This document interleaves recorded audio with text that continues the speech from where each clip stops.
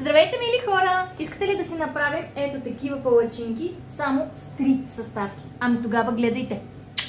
Трите съставки са бяла киноа, чия и 1 литър вода. Накиснали сме киноата за 3 часа, може би и повече.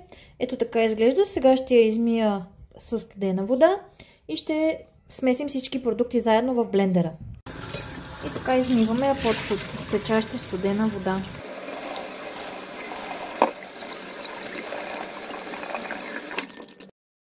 Всичките съставки, киноата, чията и 1 литър вода смесваме заедно в блендера и блендираме до гладка смес.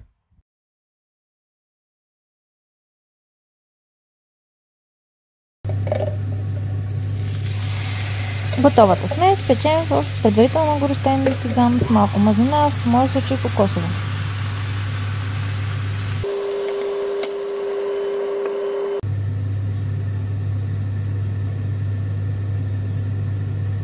Готовите палачинки навиваме и хапваме с любимото ни сладко. Аз ще ги направя с мед, класически, а вие както искате. Да ви е сладко!